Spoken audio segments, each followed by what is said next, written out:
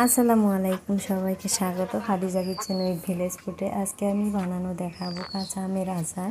কাঁচা আম দিয়ে কীভাবে আচার বানাতে হয় সেটাই দেখাবো। আমগুলো প্রথমে ধুয়ে নিতে হবে। এখানে আমি 5 কেজি আম নিয়েছি, আর আমের পরিমাণটা যে যেরকম বানাতে চাই সেরকমই নিতে পারে। আমি অল্প বেশি করে নিয়েছি, সারাটা বছর রাখবো করে একটু খেতে পারবো, তার জন্য অল্প একটু বেশি করে আমগুলো নিলাম। আমি উপর দিকে খোসাটা একটু কালো কালো কালো থাকলেও গাছের সবগুলো আম এরকমই, তাই উপায় নেই, এমনি বানাতে হবে। কালো থাকলে আমগুলোতে আটি হয়েছে, কাটতে অল্প লাগছে, শক্তি লাগছে। আটিটা ফেলে দিলাম। এবার 3টো টুকরো করে নিব। টুকরোগুলো অল্প মিডিয়াম করলে ভালো হয়। আচারটা ভিতরে ভিতরে মশলাগুলো যেতে পারবে, খেতেও ভালো লাগবে। সবগুলো আমি এবার টুকরো টুকরো করে নিব এরকমভাবে।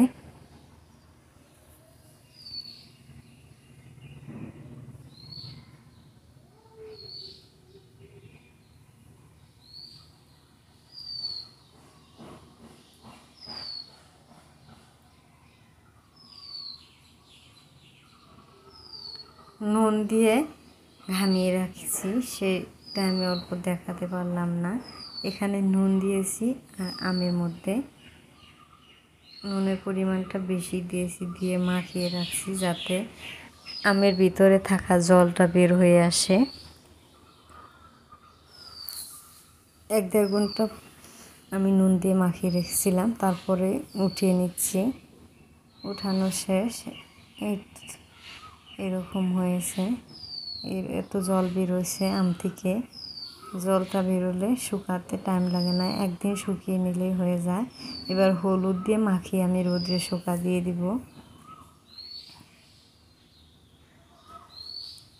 এবার উল্টাপাল্টা করে নিব, সবগুলো গায়ে গায়ে হলুদ ভরে যাবে, তাই ভালো লাগবে।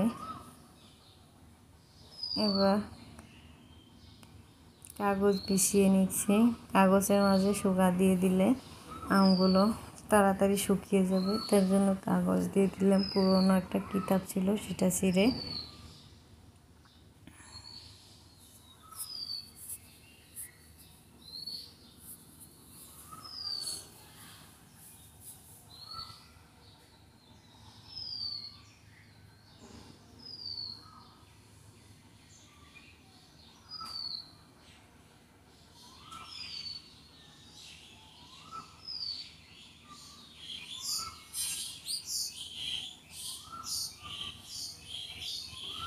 একটার মধ্যে মনে হচ্ছে আটবে না, আর একটা কোথাও ভাগ করে দিয়ে দিলাম খোলার মাঝে কতগুলো। এবার রোদ্রের মধ্যে দিয়ে দিলাম, সারাদিন শুকাবে। আমি কালকে আচারগুলো বানাবো।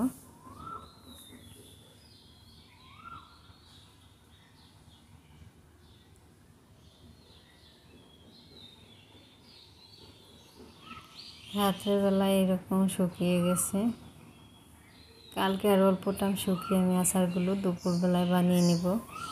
রোদটা অনেক ছিল না, তার জন্য একটা রোদ্রে শুকাতে হলো না। এবার আচার বানানোর জন্য সবগুলো মশলা নিয়েছি। 5 ফোড়ন, ছোট এলাচ, বড় এলাচ, বকা সর্ষে, চিনি, জিরে গুঁড়ো, কালো সর্ষে,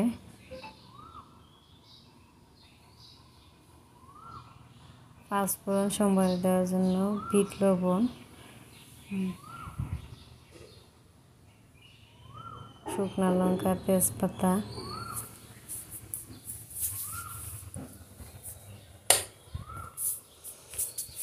এবার সবগুলো মশলা বেটে বুটে নিব, তার জন্য শিলনোড়ায় নিয়ে বসে পড়লাম বাটার জন্য। পাঁচফোড়নগুলো প্রথমে বেটে নিচ্ছি।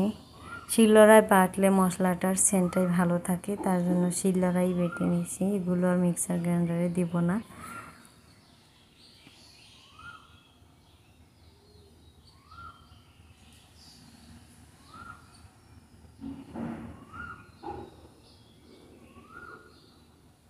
বাটা শেষ, উঠিয়ে নিলাম।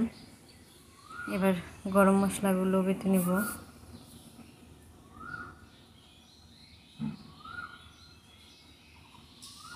বকা সর্ষে,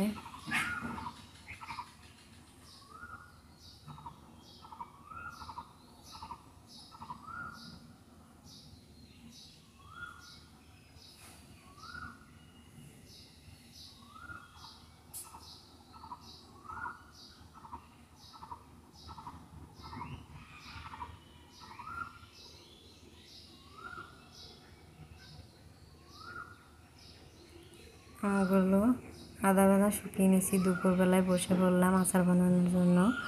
1 থেকে 1.5 দিন শুকিয়ে নিয়েছি। সবগুলো আম শুকিয়ে গেছে। এতটা শুকাতে হবে না, শুকালে আমের মাংসটা থাকবে না, খেতে ভালো লাগবে না। এবার কয়েক কোয়া রসুন ছিলিয়ে নিচ্ছি। এবার হাঁড়ির মধ্যে কড়াই দিয়ে দিলাম। এবার সর্ষের তেল দিয়ে দিলাম। যে যেরকম পছন্দ করবে তেলের পরিমাণটা সেরকম দিয়ে দিতে পারবে। আমি অত একটা বেশি দিলাম না, পরে একটু দিয়ে দিব তেল, কাঁচা তেল, তার জন্য এখানে কমিয়ে রাখলাম। এবার এখানে লবঙ্গ, শুকনো লঙ্কা, তেজপাতা দিয়ে দিলাম। পাঁচফোড়ন, আস্ত পাঁচফোড়ন দিয়ে দিলাম কতগুলো। অল্প একটু রসুন থেতো। এবার নাড়াচাড়া করে হালকা লাল লাল করে ভেজে নেব। এবার আমগুলো দিয়ে দিব। নাড়াচাড়া করে তেল ভরিয়ে নিতে হবে। সোমবারের যে তেলটা আছে গায়ে গায়ে ভরিয়ে নিচ্ছি। এর উপর দিয়ে দিলাম চিনি। তারপর এক এক করে সবগুলো মশলা এখন একটু কষিয়ে দিয়ে দিব সবগুলো মশলা এক এক করে। শুকনো লঙ্কার গুঁড়ো, গরম মশলা, বগা সর্ষে, জিরে গুঁড়ো, ধনে গুঁড়ো, সবগুলো মশলা করে তারপরে লাস্টে দিয়ে দিলাম বিট লবণ। এখানে এমনি খাওয়া লবণ ব্যবহার করলাম না, বিট লবণ অল্প একটু দিয়ে দিলাম। যেহেতু আমি আমটা কাটার পরে লবণ দিয়ে ঘামিয়ে রাখছিলাম, তার জন্য এখানে আর লবণ দিতে হবে না। সবগুলোর ভিতরে ভিতরে লবণ গেছে। আচারগুলো বানানো শেষ। এবার এখানটায় রাখলাম ঠান্ডা হওয়ার জন্য। তার আগে আমি দুটো খেয়ে দেখবো সবগুলো ঠিকঠাক হয়েছে না মশলাপাতি।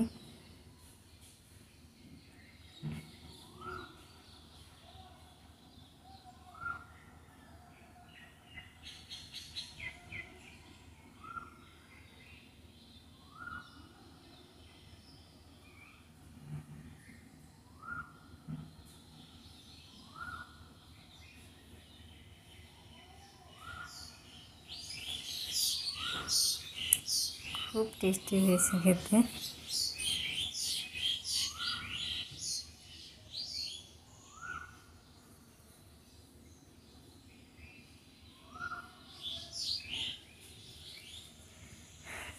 আচারটা ঠান্ডা হতে দিলাম। আর রাত্রেবেলা নিয়ে আসলাম। এরকম একটা কাঁচের জারে রাখতে হবে বয়মে। রাত্রেবেলা এবার সবগুলো আচার আমি ভরে রাখবো বয়মের মধ্যে, যাতে বাইরে হাওয়াটা যেতে না পারে। এবার ঠান্ডা হয়ে গেছে, সবগুলো তুলে রাখা যাবে।